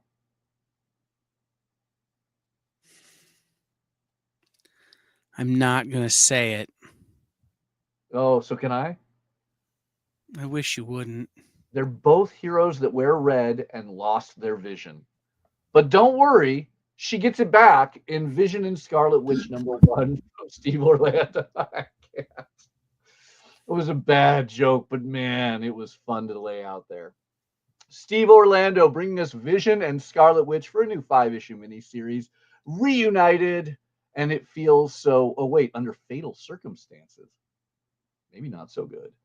It'll be nice to see these pair together again, whatever the circumstances. Who knows? Maybe we'll even get some Vision and other Vision children. But one way or another, I'm just gonna give it to Kyle. Kyle, take it away. Talk it up. The thing about this that makes this worth it for me is Steve Orlando. In fact, like, I had reached out to Mathias about maybe we should have Steve Orlando on, because the way Steve approaches characters and tells stories, especially relationship stories, are maybe going to do these two characters the justice that their relationship deserves. I've got my doubts because, well, that isn't how this goes. But it's a great thing that it's Steve Orlando telling the story, in my opinion. And that is the whole reason I look forward to this series, is to see what Steve does. And yeah, that Stephanie Hans variant is very cool.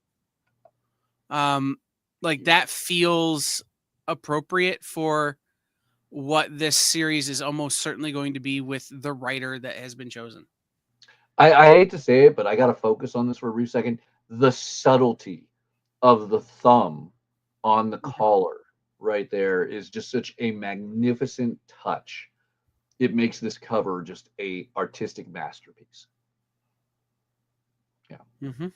So Vision Scarlet Witch, gonna be awesome. You know it. More Alex Ross timeless variants, as you can see, even some JTC, John Tyler Christopher negative space covers that have been really, really popular, but all sorts of fun along with trades and hardcovers. I think it's time we talk Dynamite. Well, and here's what I will say. I'm going to caution us here on Dynamite spending a whole lot of time, only because most of these books were on FOC last week as well. There are a few new covers that have been added, and there are a few new titles that are here, but most of this stuff FOC'd last week. Now, here's what I will say. In talking to Nikki, he has had some diamond problems this week. Did they FOC last week a week early and they were supposed to FOC this week? I don't know. But what I would look at this as a buyer as an opportunity to go into your local comic shop if you didn't last week and place your FOC order, to make sure you get in this week and place it. Because one of the two is right, and you don't want to miss out both times. That said, this week you have Herculoids, which is a new title that wasn't on here last week. Great series. I'm loving. Absolutely amazing. Beautiful cover. There are some new Terminator covers that have hit that were not available last week as well, because if they had been, they probably would have made my top 10 list, but they weren't there, and probably good. The other thing is Thundercats 15. Thundercats 15 definitely wasn't available last week. You have what I consider one of the coolest Lucio Perillo variants, or Lucio Perillo A covers that Dynamite has done in a long time. Just that look on his face is so cool. As well as some really cool, if you're into sort of the underground alt scene, Mannix covers. Yes. Yeah. No, I absolutely love it. Obviously, for you Disney fans, Zootopia continuing on. This has been really fun. I know that my son was quite the fan of the Zootopia movie, so he's excited to, discover what happens after that. Yeah, the series has been really good. Yeah, but I got to really quickly take a moment. This is one of those books that is actually has been on FOC a couple of times now. So again, if you haven't ordered it yet, get in and order it. But just know that you may have already ordered it. So if your local comic shop looks at you cross-eyed, just know you may have done that already. I mean, it never hurts to guarantee or verify that order. Right. And then on top of that, once again, in a moment where we have to take aside, Diamond's been obviously having a lot of interesting news over the past 3 months with their Chapter 11 bankruptcy declaration. They're just wrapping up all of the hearings with the courts, and we will find the new owners of Diamond and what their intentions are soon. I haven't checked today if we've verified if it's Alliance or Universal or what. We've heard all sorts of rumors. The big thing was what the judge actually declared. It was supposed to come out as a declaration April 2nd. It's been delayed until the 7th, by the way. It's been delayed until the 7th, yeah. So it's still up in the air. It could be Alliance. It could not be Alliance. I mean, Alliance has taken a lot of the bold maneuvering to make that claim, but the judge is the final say. So right. I can understand why Dynamite and others are definitely going to have some issues, and you might see FOCs that aren't always correct on Previews World, but it's still, for the most part, a very reliable and good source to get all the data right. from. The other thing I just want to point out with all of that is don't trust anything you read on the internet that isn't cited by the judge, that doesn't come directly from the judge. There's going to be a lot of misinformation out there right now, and there's going to be a lot of speculation. So again, that's why we're not doing it here. Yeah. You won't hear about it on the EXP until there is an actual legal announcement. I've lived through this too many times, and I'm not dealing with it again. So we'll just, again, get into your local comic shop, place your orders for your Dynamite books. Obviously, if you were right last week, great. If you're right this week, great. If you're right next week, great. Right? Just make sure you get your orders in, get them confirmed. And your local comic shop will do whatever they can to make sure you get what you need. All right, let's rush through some indie books. There are some beautiful American Psycho covers from Massive that are being reoffered. These were all exclusives originally on their website, but now you can support your local comic shop, which is cooler on those.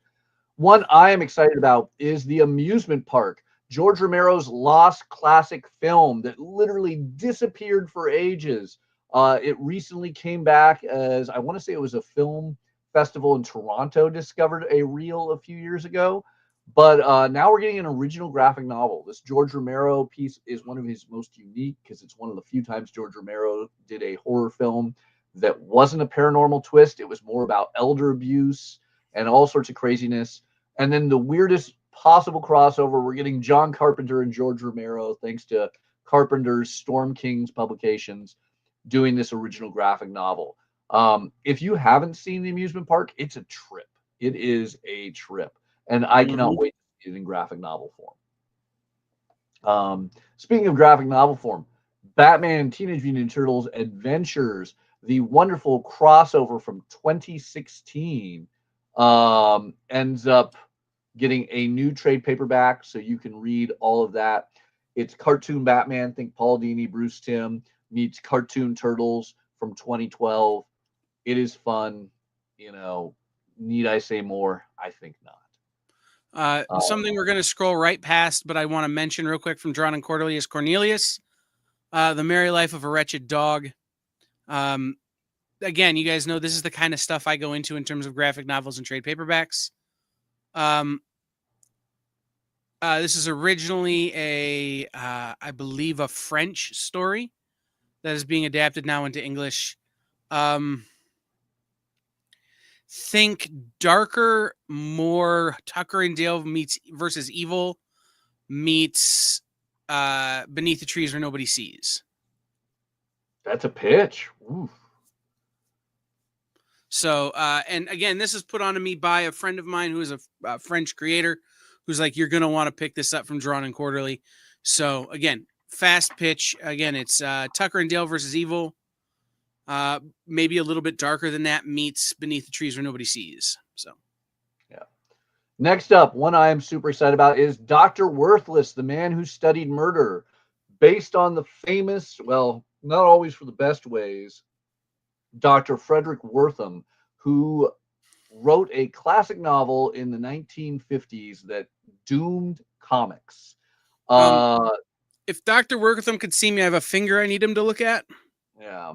But the interesting thing is, as we get a graphic novel about him by the incredible Eric Powell and Harold Schechter, who did the Eddie Gein's book, Did You Hear What Eddie Gein Done?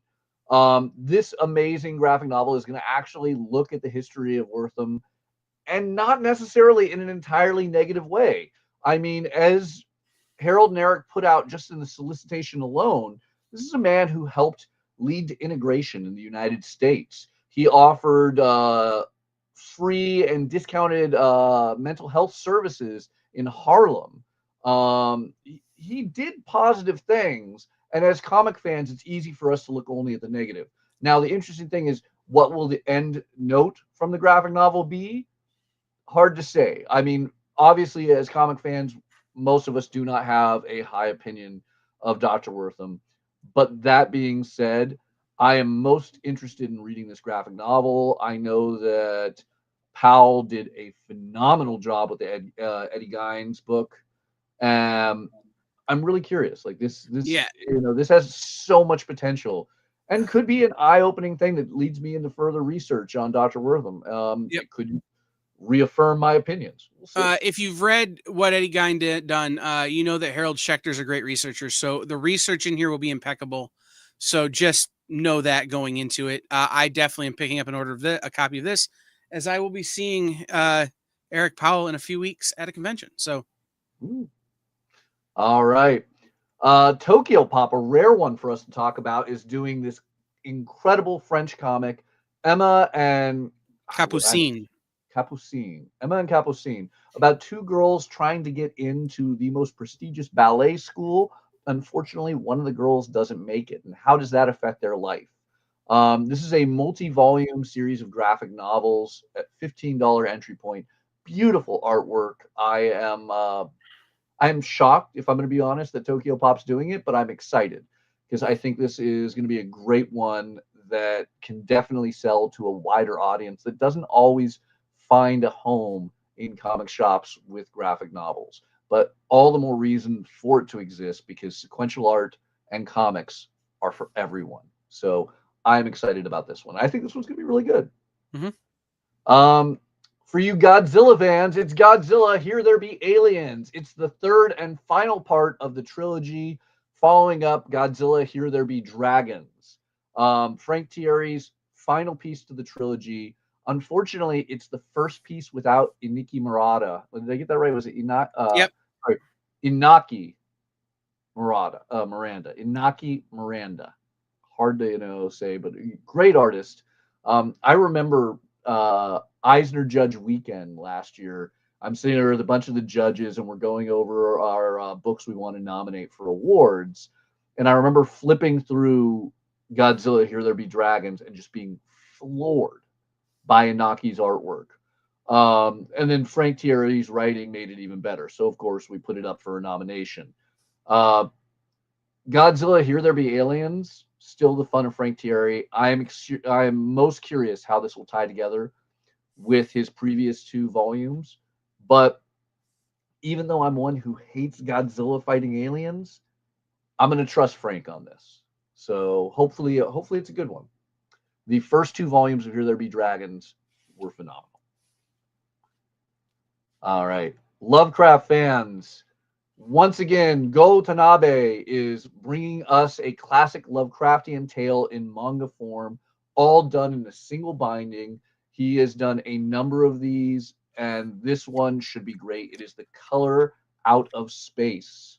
That classic H.P. Lovecraft piece, it was made into a movie, I want to say about 6 years ago in 2019. But now we're going to get it in manga form, and I think this might be the best version of it.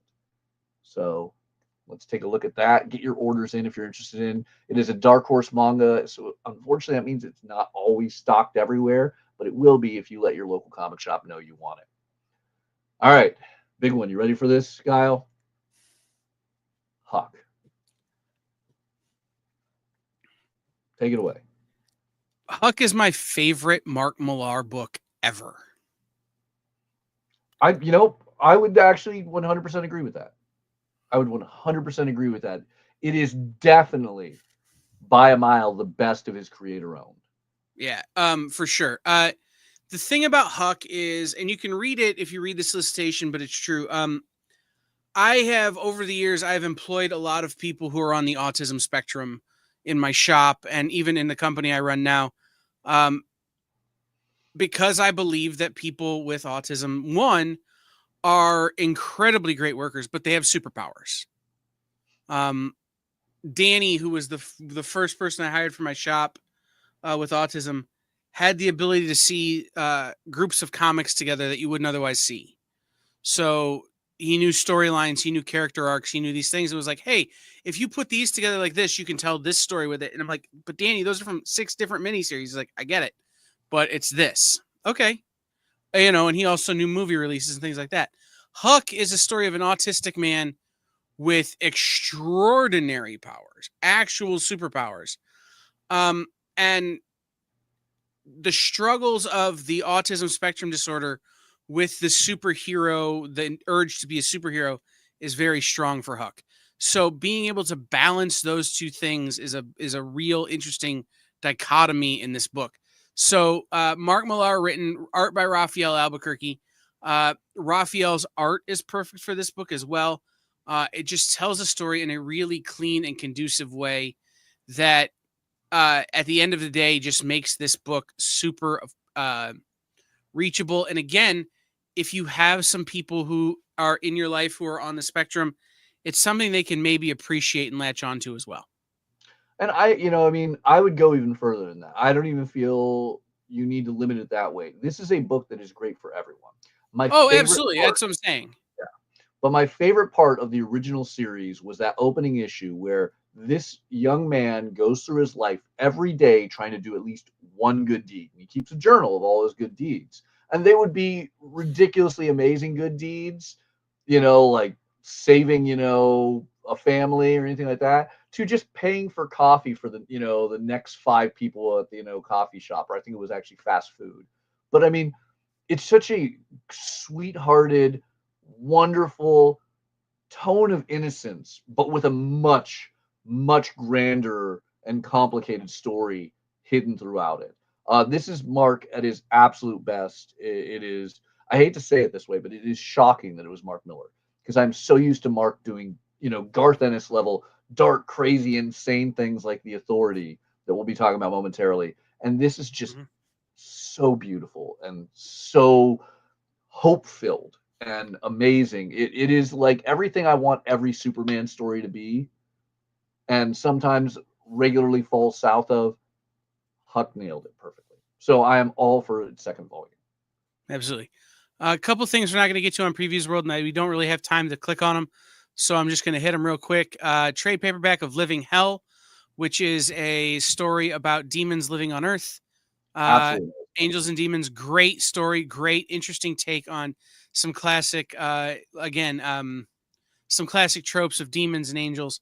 Also, you have the Real Ghostbusters visual history hardcover, which is super fun, especially if you're somebody like me who has all Real Ghostbusters animation cells hanging in their studio, as well as something that I got onto and picked up the first 3 this week. I had my store back order them. Vampiro Rockabilly Apocalypse from Massive Publishing.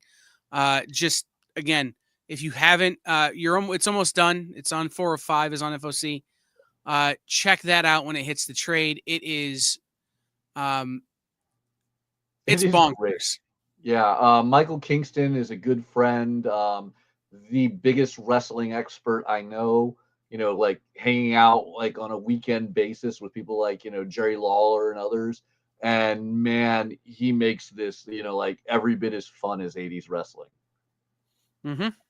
So all right. But we're on a time crunch. Let's go pop over to Lunar and focus heavily on the DC. So you can always go to lunardistribution.com. You will be met with a website like this. You can scroll on down to upcoming FOC. Make sure you're on the right date, April 7th, and start clicking through. The first big one, Authority is getting an omnibus edition and new trade paperbacks for 2025. Why? Because we have an Authority movie on the way. In fact, the engineer of the Authority will be in the upcoming Superman movie this July. We have Batman, Superman, World's Finest, annual #1 for 2025. It is part of the current storyline, which is, oh God, the title was something yesterday. We Are Yesterday. But this one looks to be a fun one as the Legion of Doom comes at our main heroes, and you get an origin story for John Stewart. A lot of wonderful continuing titles over at DC. I really hate that sometimes we're rushed on DC, but one I want to take a moment and talk about, aside from the second printing of Sonic X DC, or rather DC X Sonic, because this was a complete surprise how great this was, is Detective Comics. Because sometimes the rush to get to Final Order Cutoff means that mistakes are made. Currently in Detective Comics, you have this wonderful solicitation that defines itself as Tom Taylor, joined by an all-star roster of collaborators, crafts a mystery that will boggle the mind of even the world's greatest detective. Here's the problem. When you look at the writers, Al Ewing, Joshua Hale Fialkov, etc., first off, I'm excited to see Joshua Fialkov back in comics after doing some great Hollywood stuff. But I didn't see Tom Taylor's name in there. And the reason why is DC put out a note on April 2nd that hasn't changed the solicits. But the writer was updated from Tom Taylor to Al Ewing, Joshua Hale Fialkov, and the artists were updated to Stefano Raphael, John McCrea, and Fico Osio, along with Mike Norton. So the solicits obviously somewhat contradict what you see there. And I want to make sure everyone's aware of that going into it. I still think this will be a fun one-shot, but the solicitation does not match what you're actually ordering, as you can see. So always an interesting time in comics, right? Very true. Want to show off Farrell once more. Look at that beautiful B cover, the horror movie homage right there as we continue on in this dark tale of rabid animals. I want to point out Free For All is getting a second printing if you missed out on that battle of bloody billionaires to the death for money. We have Gotcha Man with a wonderful, wonderful Jinpei cover. Hot Valley Days and Cocaine Nights is going back to print. This series did complete and get trade paperbacks a couple years ago, but apparently it has found a new publisher at Keenspot, and they will be re-releasing it as single issues. So if you really want that dark, mature drug tale of Florida, well, there is your opportunity to repurchase it or reorder it. Yeah, that's one of those books that hit the apps and blew up well after it had come out. So the fact that it's coming out now might mean a chance that if it was something that seemed interesting to you, you'll have a chance to read it finally. Yeah. If you are a Webtoons fanatic, you likely are more than familiar with Let's Play. It is an iconic and amazing web series. And Rocket Ship has been releasing them with some of the best hardcovers I have ever seen in comics. Dead serious. Best hardcovers I've ever seen in comics. They really put some love into the graphic design and quality of the materials they produce. And they weren't always easily accessible to comic shops. Now, thanks to Lunar Distribution's deal, this is definitely something, if you love Webtoons, if you want to try something exciting or new, Let's Play, it's great. And reach out to your local comic shop, let them know they want it. If you're a comic retailer, Lunar is doing some great deals with Rocket Ship, so you can get them a little bit easier in your store. It is worth taking a look at through lunardistribution.com. And once again, if you're a reader, don't miss out on this fun bit of geekdom, because this has a little bit for everyone who likes video games and geek culture. I want to show off those Lost Fantasy again, but we'll talk about that when we get to our top 10 momentarily. More Fun Comics number 73. I quizzed Kyle on this already before. Let's see if he remembers. More Fun Comics number 73. What iconic thing happened in that book? That's what Marvel did. It's for two first appearances, Aquaman and the Green Arrow. Yes. Aquaman, Green Arrow, and Speedy make their first appearance in this Golden Age classic that I couldn't afford if I sold my car. But that being said, I like to think that I have a nice car, but then you realize there's comics that are more valuable. That being said, for $4, you cannot scoff at getting this classic tale that not only has the first appearance of Aquaman and Green Arrow, but it also has classic Dr. Fate and Spectre stories. Everything you can want in traditional facsimile edition, foil, and a blank if you want to be like Kyle and get a really cool sketch. Like, what would you get on that cover? That's a tough one.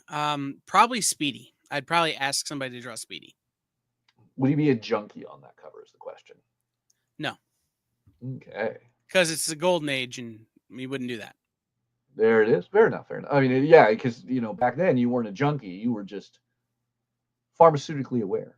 Mm-hmm. All right. The Power Company gets another one-shot with an all-new superhero team of incredible Milestone and DCU characters, including Black Lightning and Vixen, along with Signal. This is going to be an awesome group. I am hyped to see how this one-shot goes and if we might get an ongoing coming out of it.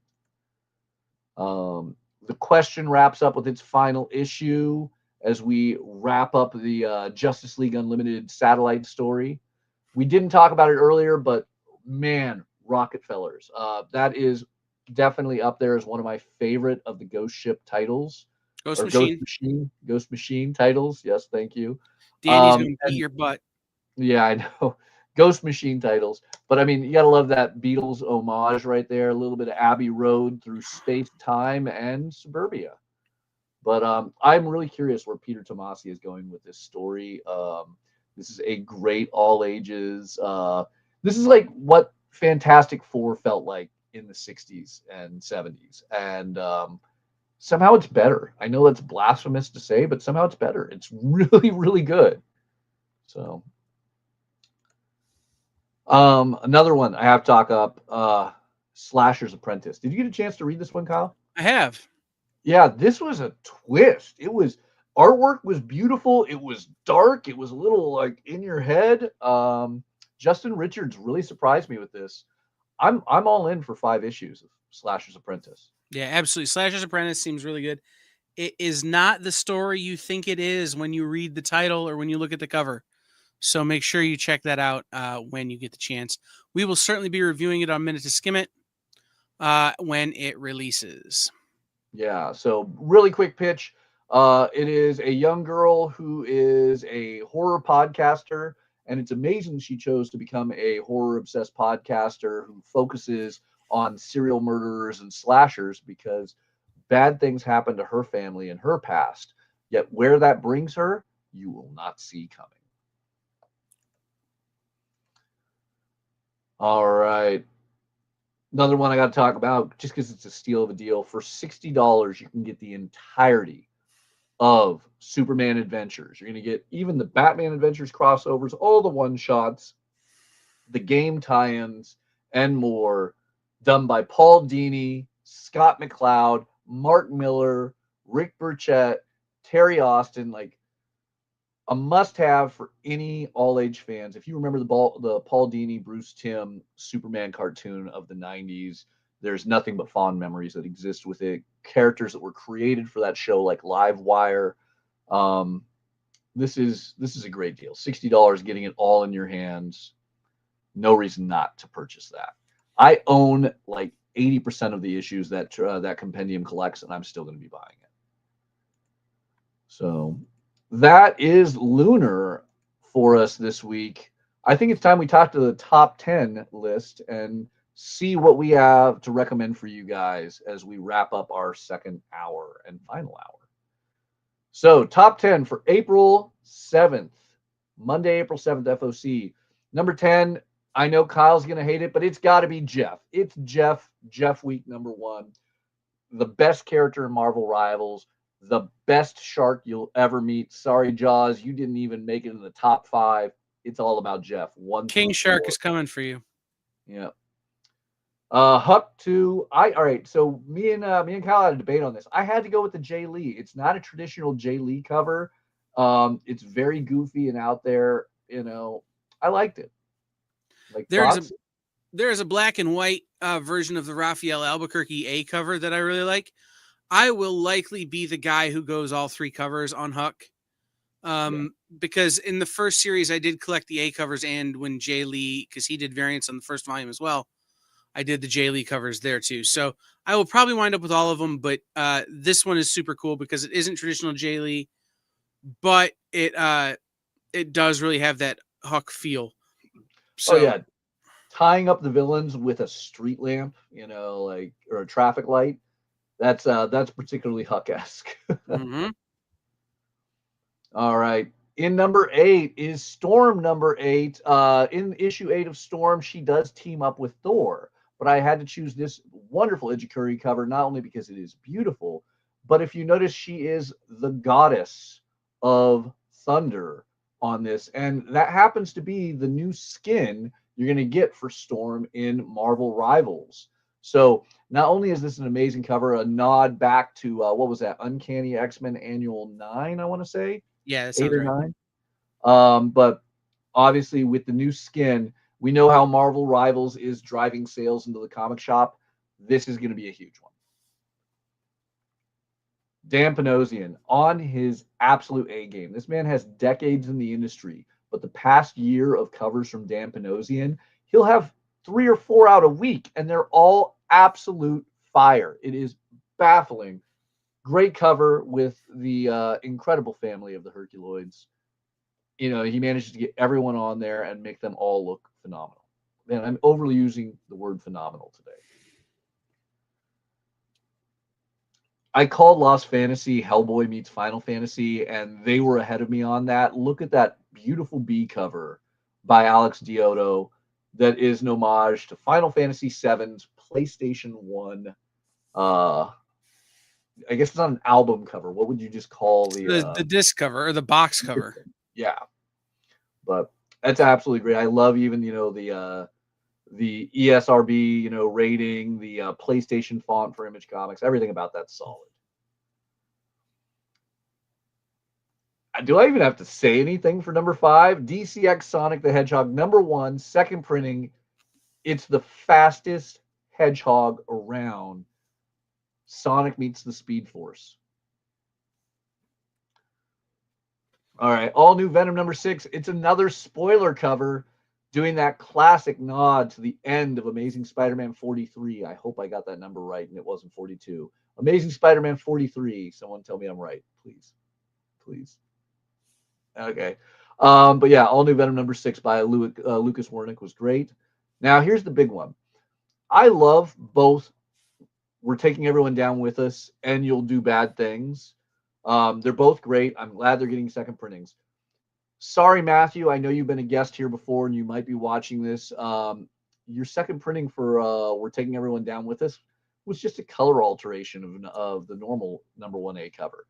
But Tyler Boss doing a brand new cover on You'll Do Bad Things #1 that just drags you into wanting to open this book is exciting. I love this cover. I think Tyler knocked it so far out of the park that a grand slam would be a low definition of what this is. Beautiful masterpiece. It makes me want to rebuy the book. Sorry, I was looking up your Amazing Spider-Man question because I couldn't remember my own self. I think you were right. Was it 43? Okay. Yeah. Someone in the comments there. All right, cool. I'm halfway decent with my comic knowledge. All right, Transformers #1. It's 11th or 12th reprint. Now in foil with a conversion transformation sound chip. But of the options between Optimus Prime and Starscream, I had to go. I mean, I'm a Decepticon at heart. What can I say? But I think that purple on gray just pops. Cannot wait to open this up and hopefully not have a glitter bomb shot into my face. All right. Here's the big #1. You ready for this? We didn't even talk about this comic until this moment. Here we go. Mark Spears' Monsters. This has been a juggernaut for Keen Spot. 5 printings of this #1, countless covers, all beautifully painted by Mark Spears, one of the hottest artists in comics right now. And my favorite part about it, it is an homage to one of the best vampire films of all times, the homage to Horror of Dracula, that 1958 classic starring Peter Cushing and Christopher Lee. It wins. It wins. This is the 5th printing. I don't know a store that has any copies of Monsters still in stock. It is why it's needed 5 printings, and I feel it will hit 6 or 7 at least. But don't make the mistake. Whatever you're gonna order, add on like an extra 20% because you're gonna sell out. Even people who have the first 4 printings with multiple covers each are going to want to buy this cover. This is just a masterpiece, and it's a great comic. The interiors of this book are as beautiful as the covers. It is an amazing, amazing comic and well deserving of the #1 spot for this week. So reach out to your local comic shop before Monday, April 7th, and tell them you want all these amazing books, your lists of what you want, what covers, but make sure you add Mark Spears' Monsters #1 to it. I mean, Kyle, comment on that #1 spot. Where are your thoughts? Mark Spears' Monsters. Still haven't read it. But that's because I haven't been able to find a copy. I have mine coming. Miss Jen did a store exclusive 4th printing, and I ordered one of those. So I will finally get one soonish to be able to read it. But again, Keen Spot's one of those companies that's been around for a while. They've given a lot of people a chance when they weren't necessarily known commodities. So I love Keen Spot for that. And Mark Spears blowing up like he is great.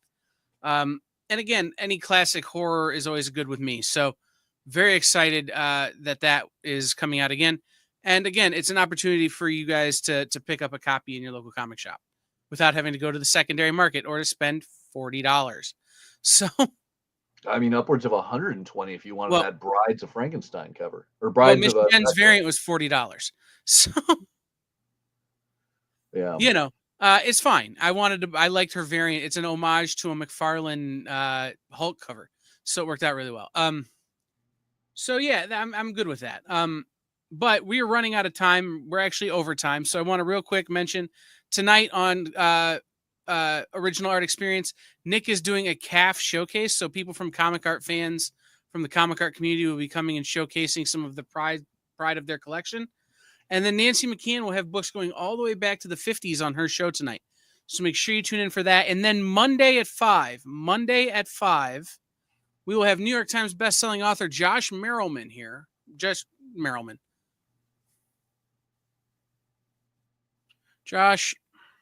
Mallerman, who wrote Bird Box. So he will be here Monday on Talking Shop with Miss Jen. So everybody stay tuned for everything else that's here on the experience. Mathias, thank you for being here. We will see everybody next time.